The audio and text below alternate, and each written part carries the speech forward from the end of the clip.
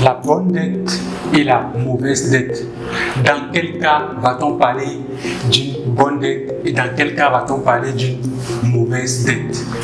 Aujourd'hui, dans cette vidéo, on va voir la différence fondamentale entre les deux types de dettes. Parce que oui, on le sait très bien, la dette a ses avantages et elle a également ses inconvénients. Donc on va voir des exemples concrets dans cette vidéo pour faire la différence entre la bonne et la mauvaise dette.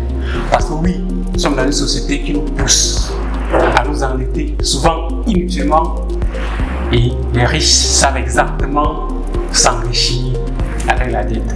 Bon, je t'invite à rester jusqu'à la fin pour voir la différence fondamentale qu'il y a entre la bonne et la moins bonne dette.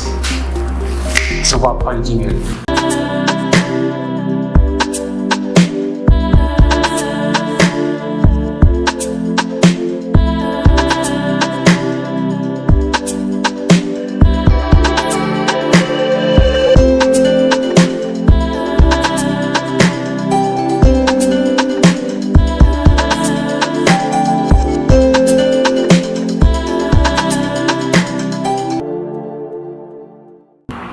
Bonjour à tous, j'espère que vous allez bien.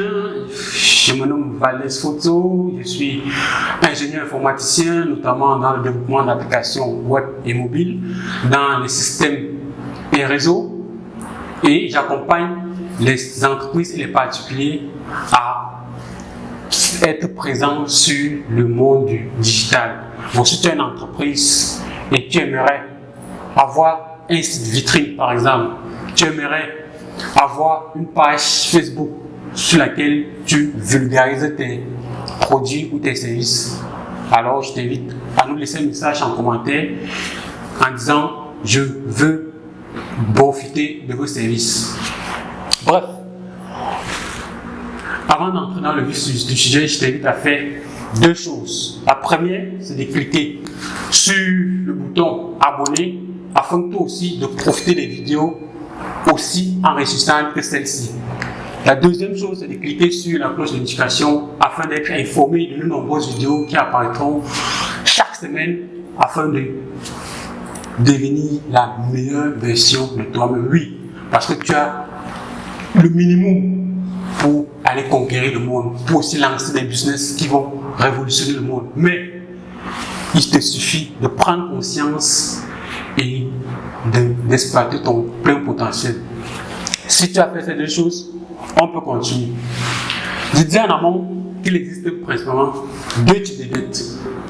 Les bonnes et les moins bonnes. Les bonnes dettes sont lesquelles? Les bonnes dettes sont les dettes qui nous permettent de générer du revenu supplémentaire. Que signifie générer des revenus supplémentaires? C'est-à-dire, je fais un emprunt et avec cet argent, je vais pouvoir le fructifier par derrière. Je vais pouvoir augmenter mon capital en générant des bénéfices. Comment est-ce que cela se fait? Je prends un exemple simple. Je m'en vais m'endetter pour l'achat d'un terrain immobilier. Ce terrain va prendre de la valeur. Ça, c'est en général. C'est vrai qu'il y a des cas où on peut avoir des problèmes dans une région et la valeur immobilière peut, mais c'est très rare.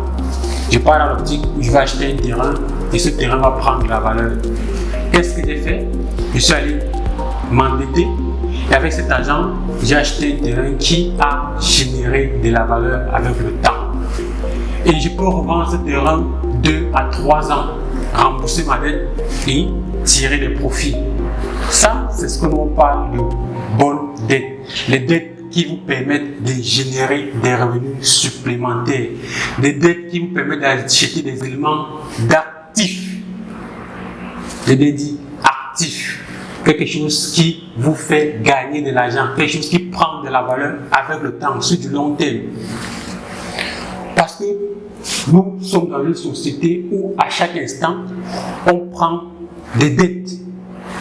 Pas pour générer de la valeur, pas pour faire fructifier, mais pour séduire les riches, pour paraître, pour montrer aux yeux des gens que nous aussi, on a tel gadget, nous aussi, on a tel téléphone, nous également, on a tel type de marque, on porte exactement tel type de vêtements. Non, ça c'est ce que j'appelle séduire les riches. Oui, les riches savent très bien que pour faire de l'argent, il faut avoir un capital et le faire fructifier. Comment est-ce qu'ils font pour faire fructifier l'argent? Ils partent auprès des banques, ils s'endettent pour générer une activité qui va faire fructifier cet argent. Et c'est une fois à la suite de cet investissement, ils vont retirer les intérêts de la banque, rembourser la banque et avoir leur marge. Ça, c'est ce que j'appelle les bonnes dettes. Prendre de l'argent, investir dans quelque chose qui va prendre de la valeur, retirer ses dividendes et rembourser la dette sans se casser. Ça, c'est avoir le mindset financier adéquat. Ça, c'est la bonne dette. Maintenant, on va voir ce que c'est que la mauvaise dette.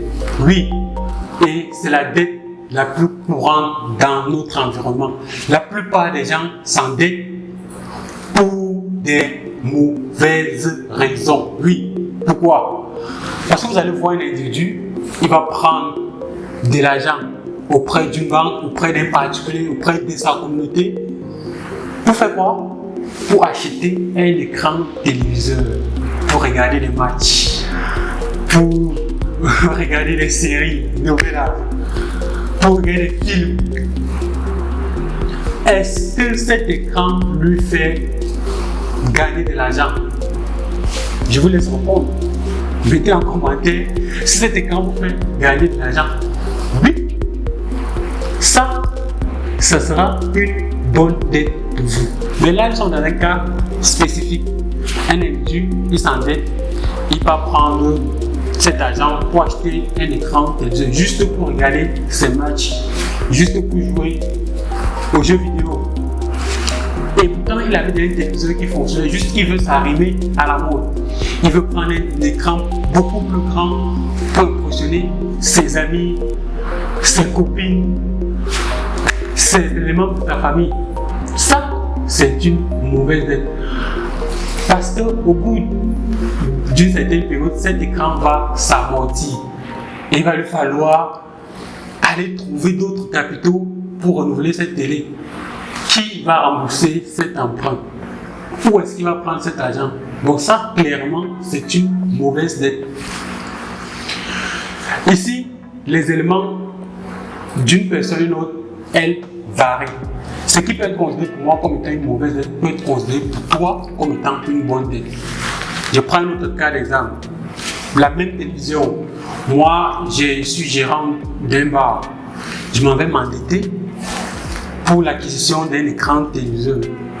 Je mets dans mon bar.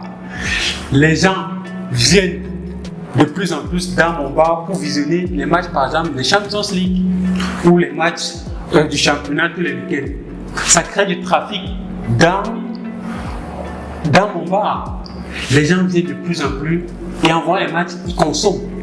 Donc, l'achat de cette télévision m'a permis d'augmenter mon chiffre d'affaires, m'a permis de rehausser mes revenus. Et clairement, avec ces revenus, je pourrais rembourser la dette que j'ai contractée pour l'acquisition de cette télévision. Bon, il faut vraiment vous poser les bonnes questions lorsque vous voulez faire un achat. Cet achat va me permettre de gagner de l'argent ou va me faire perdre de l'argent. Ça, c'est clairement ce que je veux que vous reteniez à la fin de cette vidéo. Avant de faire tout achat, avant de faire tout emprunt, posez-vous la question: est-ce que cet emprunt va me permettre d'acquérir un élément du passif ou un élément de l'actif? Est-ce que cet argent va me faire multiplier ou cet argent que j'emprunte va plutôt disparaître? Est-ce que c'est pour acheter un élément qui va perdre de la valeur au fil des heures et donc je ne pourrais pas rembourser avec l'argent généré par cet élément? Vous avez la réponse.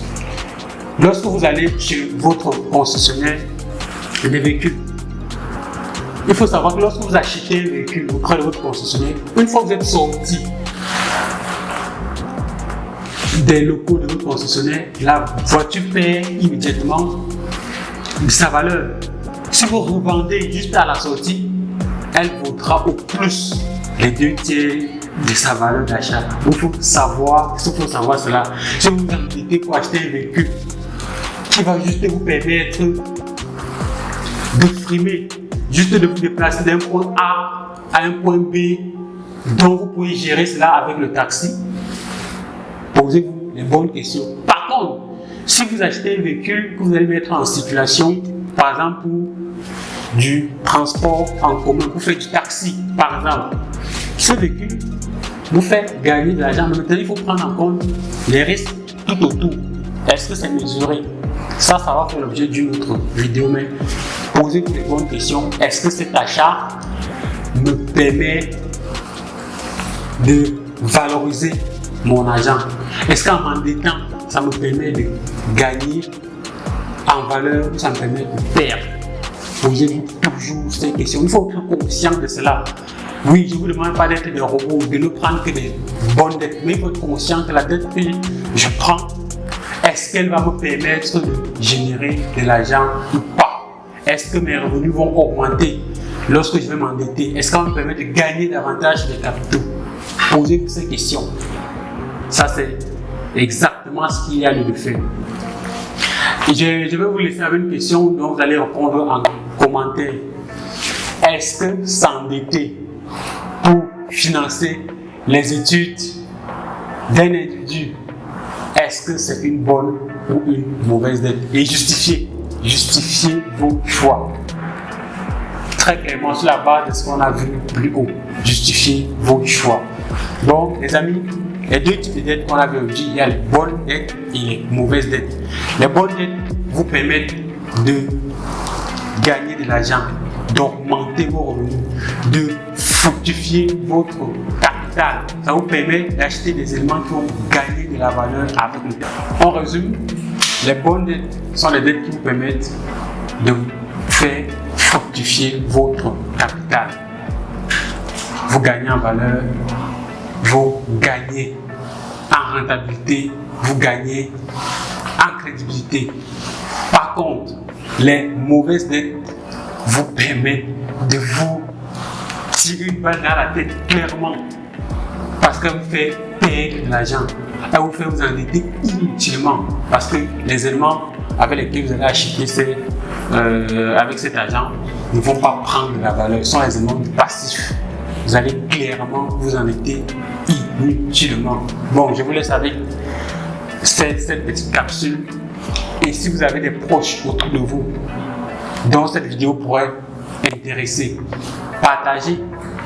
Parce que c'est comme ça qu'on va faire grandir notre communauté et on aura un état d'esprit différent, un état d'esprit orienté opportunité. Valdez Photo, votre démystifieur.